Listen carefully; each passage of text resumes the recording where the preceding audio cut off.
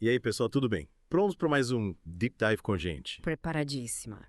Hoje a gente vai se aventurar por um documentário, O Fim do Dinheiro. Ah, E ele coloca em xeque tudo o que pensamos saber sobre o sistema financeiro. é. E ainda apresenta o Bitcoin como uma possível alternativa. Interessante. A gente vai navegar pela história do dinheiro, desde o ouro até o dólar. Nossa.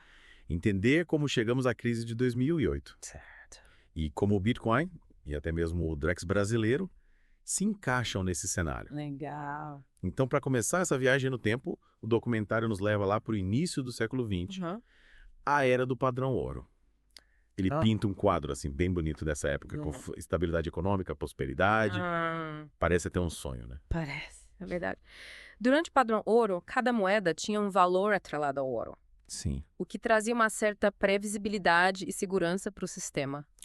Mas o documentário também explora como esse sistema ele tinha suas próprias complexidades. E como figuras influentes, como o JP Morgan, tiveram um papel crucial na sua derrocada. É o JP Morgan, o chefão dos banqueiros, né? É. O documentário sugere que ele, orquestrou a crise de 1907 para, no fim das contas, se beneficiar e centralizar o poder financeiro. É, É de cair o queixo. pois é. O documentário argumenta que o Morgan, aproveitando a crise, salvou a economia injetando seu próprio dinheiro. Mas isso consolidou ainda mais o seu poder e influência, né? É. Essa centralização culminou na criação do Federal Reserve, Sim. ou o famoso Fed, em 1913. E aí, com o Fed controlando a emissão do dólar, os ZIL começam a trilhar, um caminho sem volta, né? Guerras, crises. O documentário coloca a culpa no colo deles. Bom, o documentário argumenta que a concentração de poder nas mãos do Fed teve consequências sérias. A gente vê a instabilidade econômica se intensificar, culminando na Grande Depressão de 1929. Um período bem turbulento que molda o cenário para o que viria depois. E aí, depois da Segunda Guerra Mundial, os UAE saem como a potência dominante, né? E o dólar, atrelado ao ouro, vira a moeda de reserva mundial. Nasce o acordo de Bretton Woods, que o documentário chama de a Pax Americana. Exato. O dólar passa a ser a moeda de referência global. Mas, como o documentário aponta, essa posição privilegiada também traz problemas. Os UAE começam a imprimir mais dólares do que suas reservas de ouro permitem, Sim. gerando um desequilíbrio que leva ao fim do padrão ouro em 1971. O Nixon, presidente na época, tira o dólar do padrão ouro. E a gente entra na era do dinheiro fiduciário. Ou seja, lastreado na confiança, na promessa do governo. Mas o documentário questiona, será que dá para confiar mesmo? É que a coisa começa a ficar complicada. Pois é. Sem o lastro em ouro, o valor da moeda fica sujeito à manipulação e à inflação. Sim. O documentário mostra como a dívida global dispara, o poder de compra diminui e os bancos centrais ganham um poder enorme sobre a economia. E a crise de 2008, que o documentário explora com detalhes. É o ápice dessa instabilidade, né? Famílias arruinadas, bancos sendo salvos pelo governo, um caos total. A crise de 2008, ela escancara a fragilidade do sistema financeiro. Sim. E o documentário usa isso como um ponto de virada. É nesse momento de descrença, em meio ao colapso, que surge o Bitcoin. O Satoshi Nakamoto, um personagem misterioso até hoje, lança um manifesto em outubro de 2008, propondo uma alternativa. O Bitcoin, um sistema de dinheiro eletrônico descentralizado. Quebra de paradigma total. E em janeiro de 2009, o Bitcoin se torna realidade. O documentário explica como a blockchain, um registro público e imutável de todas as transações, garante a segurança e a transparência do sistema. É uma revolução tecnológica com potencial para mudar tudo. E o documentário mostra como essa revolução começa de um jeito, assim, bem peculiar. Em 2010... o cara compra 2 pizzas com 10 mil bitcoins. Na época, ninguém imaginava que hoje aqueles bitcoins valeriam uma fortuna. A história da pizza virou lenda. Mas, além da curiosidade, essa transação demonstra que o Bitcoin podia ser usado como moeda na prática. Sim. A partir daí, a ideia de um sistema financeiro fora do controle dos governos começa a ganhar força. E o documentário vai além, mostrando como o Bitcoin se torna um ativo importante em 2024, quando figuras como Donald Trump e Vladimir Putin declaram apoio à moeda. Nossa. Parece até roteiro de filme, né? Pois é. A gente entra num cenário geopolítico de alta tensão, com Bitcoin no centro do tabuleiro. O documentário usa a teoria dos jogos para explicar essa disputa. Cada país precisa decidir se apoia, regula, ignora ou proíbe Bitcoin. E as escolhas de um impactam os outros, né? É como um jogo de xadrez em escala global. E o Brasil, nesse jogo todo onde fica, o documentário mostra que, enquanto o mundo discute Bitcoin, a gente está indo na direção do Drex, a moeda digital do Banco Central. Será que é um caminho sem volta? O documentário acende um alerta sobre o Drex. Ele argumenta que, ao contrário da descentralização e da liberdade do Bitcoin, o Drex foi criado para dar mais controle ao governo sobre o dinheiro da população. É um sistema centralizado, com um potencial para monitorar cada centavo que você gasta. E o documentário levanta a questão da privacidade. Com o Drex, o governo teria acesso a todos os seus gastos. Podendo censurar, bloquear ou até confiscar seu dinheiro. É de arrepiar. E o documentário vai além, mostrando como o sistema Know Your Customer, implementado em 2022, já está coletando dados dos usuários de corretoras de criptomoedas.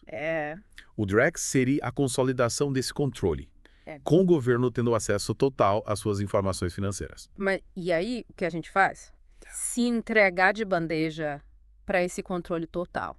Ou existe alguma forma de escapar? É a pergunta que fica. O documentário dá a entender que o Bitcoin pode ser a chave, mas não revela todos os detalhes nesse trecho. Exatamente. O documentário nos deixa com essa pulga atrás da orelha. Como usar o Bitcoin para proteger nosso patrimônio e nossa privacidade nesse cenário. Ele promete revelar as estratégias mais para frente, mas já adianta que exige conhecimento, cuidado e um certo nível de sofisticação técnica. Não é tão simples quanto parece. Então, a gente precisa ir mais a fundo nesse mistério, né? Entender como funciona essa tal acumulação privada de Bitcoin e como se proteger do controle governamental. Pois é, o documentário nos deixou com várias perguntas, né? Principalmente sobre como acumular Bitcoin de forma privada sem cair nas garras do governo. Mas antes de a gente desvendar esse mistério, ele nos leva de volta para a década de 70, logo depois do Nixon ter tirado o dólar do padrão ouro. Lembra que a gente falou do caos que isso gerou? Inflação, dívida. Lembro, sim. E qual a novidade que o documentário traz sobre essa época? Ele destaca o efeito Cantillon, um conceito que explica como a injeção de dinheiro na economia beneficia primeiro quem está mais próximo da torneira, ou seja, os bancos, as grandes corporações e o próprio governo. Tipo, quem chega primeiro bebe água limpa. Então, quer dizer que essa galera se beneficia da inflação enquanto o resto da população paga o pato. Exatamente. O documentário argumenta que o efeito Cantillon contribui para a desigualdade social, transferindo riqueza da base da pirâmide para o topo, quem está mais longe da torneira, acaba ficando com a moeda desvalorizada, vendo o custo de vida aumentar e o poder de compra diminuir. Faz sentido. E como o Bitcoin se encaixa nessa história toda? O Bitcoin, por ser descentralizado, propõe um sistema monetário fora do controle dos governos e imune a essa manipulação. O documentário mostra como, ao longo dos anos, o Bitcoin foi ganhando popularidade, especialmente em momentos de crise, quando as pessoas buscam alternativas para proteger seu patrimônio. E a crise de 2008, que a gente falou na parte anterior, foi um desses momentos-chave, né? O documentário mostra como o Bitcoin surge como uma luz no fim do túnel para muita gente. Com certeza. A crise de 2008 expôs as fraquezas do sistema tradicional e fez muita gente questionar o papel dos bancos e governos na economia. O Bitcoin, com a sua proposta inovadora, acabou atraindo a atenção de quem buscava mais liberdade e controle sobre o próprio dinheiro. Mas, voltando à questão da privacidade, o documentário mencionou uma forma de acumular Bitcoin sem ser rastreado pelo governo, lembra? Ele falou em carteiras que não exigem identificação e transações peer-to-peer. Sim, ele dá algumas pistas de como usar o Bitcoin de forma mais privada, mas sem revelar todos os detalhes. É como se ele quisesse nos instigar a pesquisar mais a fundo, a entender os mecanismos por trás dessa acumulação privada. Mas então como a gente pode desvendar esse mistério? O que o documentário sugere que a gente faça? Ele nos incentiva a buscar conhecimento, a não depender apenas das informações superficiais. Ele nos convida a entender como funciona a tecnologia blockchain, a explorar as diferentes opções de carteiras e a conhecer as plataformas que permitem transações peer-to-peer sem intermediários. Parece que o documentário quer que a gente se torne especialista em Bitcoin, né? Mas será que é realmente possível para qualquer pessoa? Ele não espera que a gente vire expert da noite para o dia, mas nos mostra que o conhecimento é fundamental para tomar decisões mais conscientes sobre o nosso dinheiro. E principalmente para não depender de um sistema que pode estar trabalhando contra nós. Entendi. É como se ele nos mostrasse a porta, mas a gente precisa ter a iniciativa de abrir e explorar o que tem do outro lado. E quais são os principais riscos que o documentário aponta para quem não se aprofunda nesse conhecimento? Ele destaca o risco de cair em golpes de perder dinheiro por falta de informação ou de usar plataformas inseguras. Ele também alerta para a importância de proteger suas chaves privadas, que são como senhas que dão acesso aos seus bitcoins. Então, além de entender como funciona o Bitcoin, a gente precisa se proteger dos perigos do mundo digital, né? Parece um desafio e tanto. Sim, o documentário não esconde dificuldades, mas também não quer nos desencorajar. Ele quer que a gente enxergue o Bitcoin como uma ferramenta poderosa, que exige responsabilidade e cuidado, mas que pode nos trazer muitos benefícios. E quais são os benefícios que ele destaca? Além da privacidade, claro. Ele fala sobre a possibilidade de proteger nosso patrimônio da inflação, de ter mais controle sobre o nosso dinheiro e de fazer parte de um sistema financeiro mais justo e transparente. Mas ele deixa claro que esses benefícios dependem do nosso esforço em aprender e usar o Bitcoin da forma correta. Então, basicamente, o documentário nos diz: quer ter liberdade financeira? Estude, se informe, se proteja e use o Bitcoin com sabedoria. Exatamente. Ele nos convida a sermos protagonistas da nossa história financeira, a não ficarmos à mercê de um sistema que pode estar nos prejudicando. Caramba, que jornada intensa! O documentário nos leva pelas profundezas do sistema financeiro, expõe suas falhas e nos apresenta uma alternativa: o Bitcoin. Mas ele também nos joga real. Não existe caminho fácil. É verdade, o documentário nos mostra que a liberdade financeira exige esforço, conhecimento e um certo nível de ousadia. Mas também nos deixa com a esperança de que, com as ferramentas certas e a mentalidade adequada, podemos construir um futuro diferente, mais justo e mais livre. E agora, qual o documentário nos reserva? A gente vai descobrir como essa acumulação privada de Bitcoin funciona na prática. Sim. Na próxima parte, a gente volta para o presente, para o Brasil de 2024, e o documentário explora as implicações do Drex, a moeda digital do Banco Central, nesse cenário. Prepare-se porque a coisa vai ficar ainda mais interessante. Mal posso esperar. Até a próxima parte do Deep Dive, pessoal. E aí, voltamos para a última parte do nosso Deep Dive. A gente já viu como o sistema tradicional é instável, como o Bitcoin surge como alternativa e como o Drex, né, pode ser um perigo para a nossa liberdade. E agora? Como fica o Brasil nesse futuro todo incerto?